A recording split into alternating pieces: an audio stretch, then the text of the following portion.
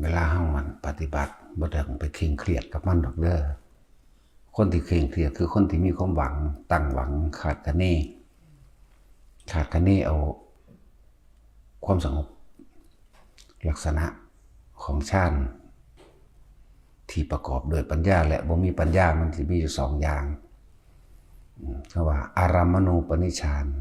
บางคนก็บ่ทันได้เข้าใจในศัพท์บาลีอันนี้ยังหลงศัพท์ยังแปลศัพท์บ่ถูกแต่ว่าสิเว้าโดยเอาความรู้สึกเอาความจริงในขณะปฏิบัติมาบอกคำว่าอารัมมณูปนิชฌานเป็นผู้ยึดติดถือมั่นในความสงบอย่างเดียวบ่เห็นความผิดที่มันแล่นไปแบบนั้นแบบนี้แต่ว่าพยายามควบคุมให้จิตตั้งมั่นโดยทายเดียวให้เป็นตั้งมั่นแบบบ่รับรู้อย่างอื่นบ่มีปัญญาเข้าไปปนก็เลยคุ้มแต่สงบก็เลยรู้สึกว่าไม่บ่สงบคิดมากฟุ้งซ่านกูคือมาคิดนั่นนี่เลยโมโหให้เจ้าของว่ามึงคือคิดแนวนี้มึงคือเป็นแนวนั้นนี่เรียกว่าอารัมมณูปนิชฌานสิตั้งมั่นเอาจิตตั้งมั่นสิตั้งมั่นเอาเฉพาะความสงบอย่างเดียวโดยบ่อยากรับรู้เสียงรับรู้ภาพบ่อยากเห็นอยากเงียบแบบมิดจัดไปเลยแบบบ่รับเอารูปรสกลิ่นเสียงอีหยังเข้ามาเลยนะนี่เรียกว่าอารัมมณูปนิชฌานจิตที่ตั้งมั่นถึงความสงบโดยฝ่ายเดียวแต่ที่หลวงพ่อเน้นย้ำแบบนี้เอารักขณูปนิชฌานที่เน้นย้ำนี่รักขณูปนิชฌานสงบมั่งไม่สงบบ้างแต่เอาความรู้สึกตัว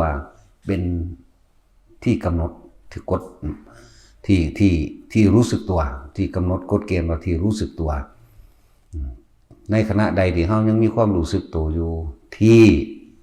แนะนำให้ทุกคนทรงฌานโดยการจับจุดอุณาโลมนั่นแหละเอิ้นว่าความรู้สึกตัวนั่นก็เรียกว่าสงบที่ประกอบด้วยการเห็นพระไตรลักษณ์ไปพร้อม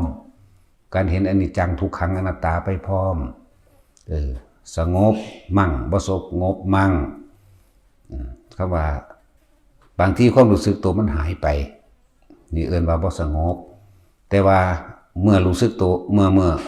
อคิดถึงว่าความรู้สึกตัวหายตัวนี่มันรู้ล่ะมันรู้ตัวล่ะเลยดึงเข้ามาลมหายใจก่อนก็เลยว่าคิดถึงลมหายใจปั๊บอุณหภูมิเกิดขึ้นความรู้สึกตัวเกิดขึ้นบัดนี้แทรกซ่อนเข้าไปโดยการเห็นตามความจริงความคิดนี่ก็บ่จีรังยั่งยืนความคิดนี่ก็บ่ตั้งมั่นความคิดนี่ก็บ่เป็นของเฮาความคิดนี่ก็บังคับบ่ได้เนาะนี่มันเกิดคือมันไปคิดถึงคนนั้นมันดับออกจากผู้นั้นไปเกิดคิดถึงกับผู้ใหม่อีกคิดไปเรื่อยไปคิดถึงสัตว์นั้นบ้านหลังนั้นรถคันนั้นหน้าที่นั้นนี่ความคิดนี่ก็เกิดดับบ่เป็นของเฮาบังคับบ่ได้แต่ว่าเอาตัวใดเป็นตัวยืนยันตัวเอง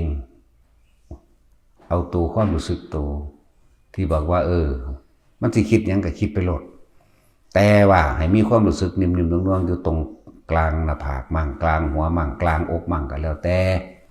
นี่ตั้งหากจึงเรียกว่าลักขณูปนิชฌานสมถะและวิปัสสนาเป็นของคู่กันสมถะคือมันสงบแล้วมันตั้งมั่นแล้วมันเป็นสมาธิแล้วนอกนั้นเป็นการเดินปัญญานอกนั้นเป็นการเห็นตามความจริงเขาเรียกว่าเดินปัญญารอบรู้ในกองสังขารตามความจริงว่าความผิดทั้งหลายนี่มันล้วนแล้วแต่ก็เกิดขึ้นตามสัญญากับว่า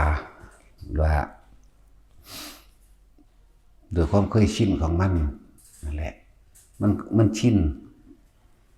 เพราะว่าเฮามีจักภพจักศาสตร์แล้วบ่ฮู้จักว่าวิธีหยุดความคิดและวิธีดูความคิดการหยุดความคิดก็คือการบ่ทันได้เดินปัญญานิ่งเพ่งอยู่ในลมหายใจหนึ่งโดยบ่ได้คิดถึงสิ่งอื่นคิดถึงเฉพาะลมหายใจความรู้สึกอยู่ในลมความรู้สึกอยู่ในหูดังอยู่ในโพรงจมูกเฮานี่แหม เย็นเข้าเย็นออกอยู่นี่แหมต่อมาในความรู้สึกเย็นเข้าเย็นออกแล้วก็เกิดความอาการปิติอันอื่นเกิดขึ้นแต่ว่าปิติมันหายากเลยเน้นย้ำให้ทุกคนว่าให้เอาปิติเดียวเอาความรู้สึกเดียวตั้งไว้ที่จุดเดียวให้เป็นที่เด่นๆจุดเดียวจุดหนึ่งจุดใดจุดหนึ่งตั้งไว้หน้าผากเขานี่เองนิ่มนวลนึบอยู่จังสี่บาดนี้ความคิดบางที่ก็หลุดไปคิดมั่งนี่ถ้ารู้สึกตัวว่าหมายถึงความรู้สึกตัวหายความรู้สึกตัวว่ารู้สึกตัวความรู้สึกตัวหายกลับมาลมใหม่เข้ามาใหม่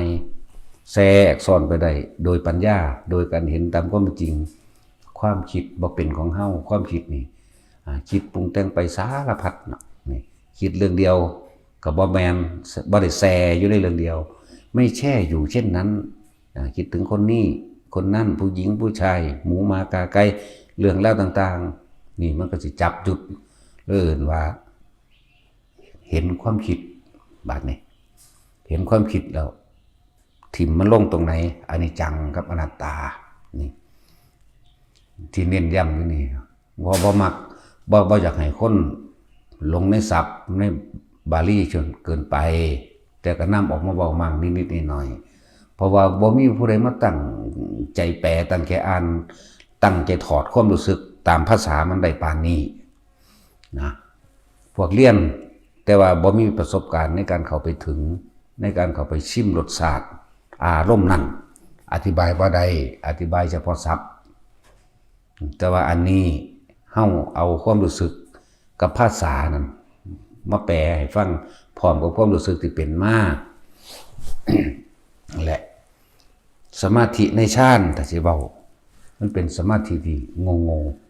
ตั้งใจสงบอย่างเดียวเรียกว่าสมาธิฌานแปลว่าอย่างเพ่งอยู่ในจุดเดียวเอาแต่ความสงบเพิ่นเรียกว่าสมาธิหัวต่อก็ว่าแต่เฮาบ่เอาสมาธิในฌานเฮาจะเอาการส่องฌานเจริญฌานเพื่อให้ก่อเกิดเป็นสมาธิให้มันจิตตั้งมั่นโดยเอาตั้งไว้ตรงไหนจุดไหนเพื่อให้เกิดความรู้สึกตัวจิตตั้งมั่นตั้งไว้ตรงไหนที่เว้าอยู่ตลอดตรงหน้าผากเด้อความรู้สึกตัว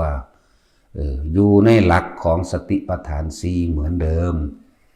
สติแปลว่านึกถึงคิดถึงแปลว่าคิดถึงคิดถึงตรงไหนฐานที่ตั้งแห่งจิตอยู่ตรงไหนกับกายเวทนาจิตธรรมกายนี่เลยตั้งว่าเฮาเอาไว้หม่องใดของกาย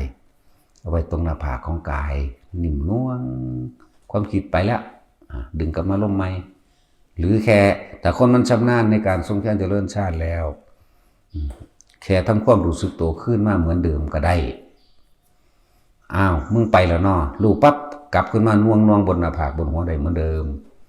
นี่เอิ้นว่าลักขณูปนิชฌานสมาธิฌานที่ประกอบไปด้วย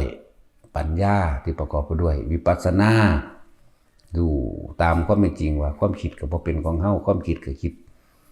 บ่เที่ยงหมายถึงบ่คิดแต่แสจะอยู่เรื่องเก่ามือหนึ่งมันเกิดดับอยู่เท่าใดนับบ่ได้เลยหมายถึงคิดไปกี่เรื่องคำว่าเกิดดับเขาสิว่าเข้าใจอีกละมือหนึ่งพวกเจ้าจำได้ว่าเจ้าของคิดจักเรื่องบ่มีทางว่าที่ไปจำได้ความละเอียดของมันเยอะปานนั้นล่ะนั่นแหละแต่ว่าบาดนี้เฮาถ้าเฮาความรู้สึกของตัวความรู้สึกที่เกิดในกายเฮานี่เป็นอุเบกขาเป็นอุเบกขามันยังเป็นกลางๆอยู่เป็นอุเบกขาเวทนาก็ว่านะเป็นอุเบกขาตัวนี้อารมณ์มันสิบ่ไปเกิดกับสิ่งที่คิดถึงบุคคลอันเป็นที่รักแต่เฮาคิดถึงปั๊บแต่ว่าเฮาบ่ปรุงแต่งต่อเพื่อ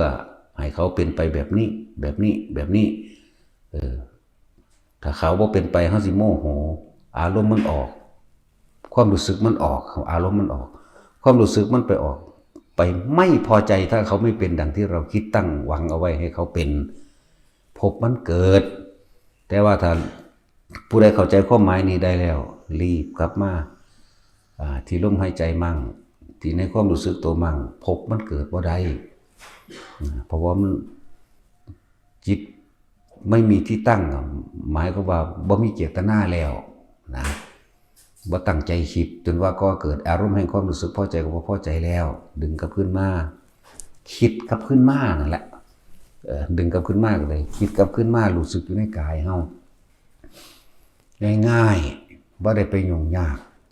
ง่ายๆบ่ต้องไปซีเรียสระเบียบร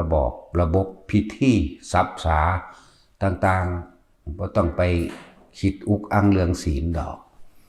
เมื่อไรที่รู้สึกตัวอยู่กับลมหายใจเข้าออกเมื่อนั้นแหละเป็นศีลแล้วเมื่อนั้นแหละเป็นสมาธิแล้วหรือเมื่อไร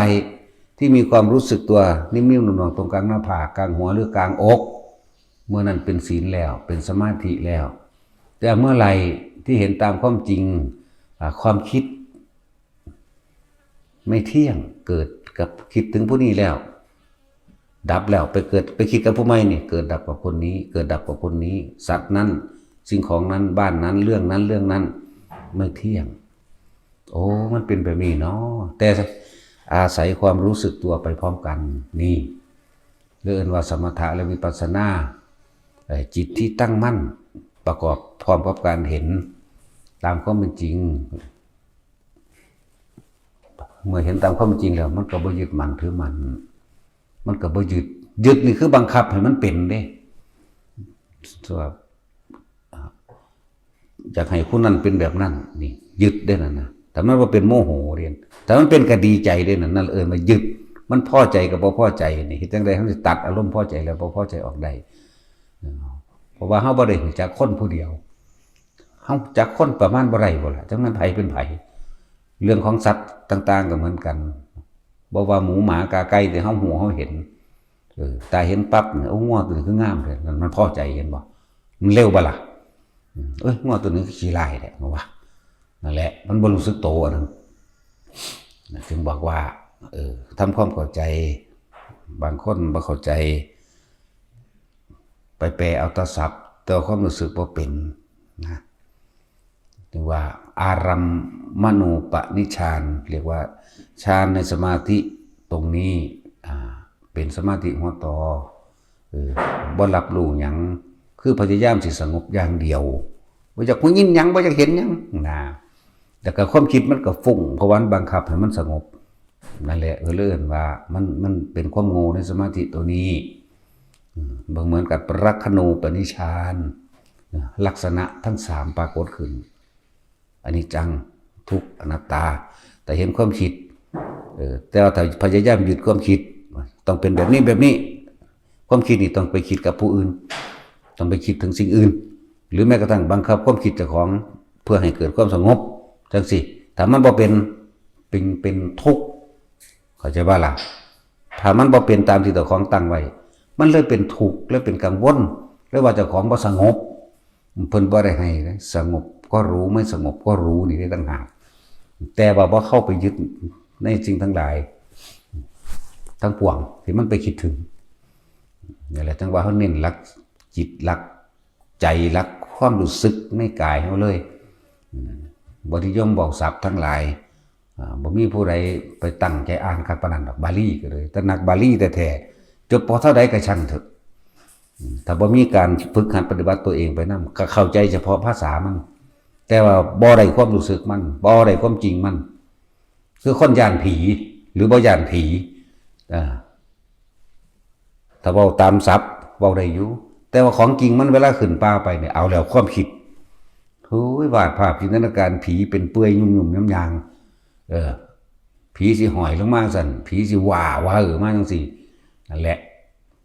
คนที่มีประสบการณ์แล้วเขาหูจักว่าเขานิ่งอยู่ในตัวเองบ่มีความคิดนึกความกลัวก็เกิดขึ้นมาได้ความกล้าก็เกิดขึ้นไม่ได้เด้อ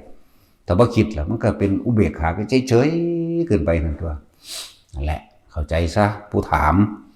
อารัมมณูปนิชฌานมีความหมายไว้เช่นไรมีความหมายไว้เช่นนี้แหละที่อธิบายไปรักขณูปนิชฌานมีความหมายไว้เช่นนี้แหละที่อธิบายไปฟังเอาแต่บ่เข้าใจซ้ำๆเอาบ่แม่นแค่ให้เข้าใจเด้ต้องเป็นด้วยจึงจะเข้าถึงจึงจะอธิบายแบบ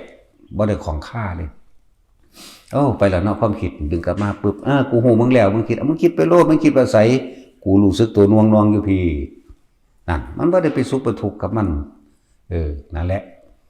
ง่ายๆนี่แหละลักขณูปนิชฌานก็เลยถึงว่าพยายามอธิบายตามความจริงกับประสบการณ์ของแต่ละคนมันมีได้เหมือนกันทุกคนเห็นหรอกปฏิบัติเหมือนกันแล้วก็มีได้เหมือนกันเพียงแต่ว่าบ่เข้าใจบาลีซื่อๆนะนั่นแหละเพราะ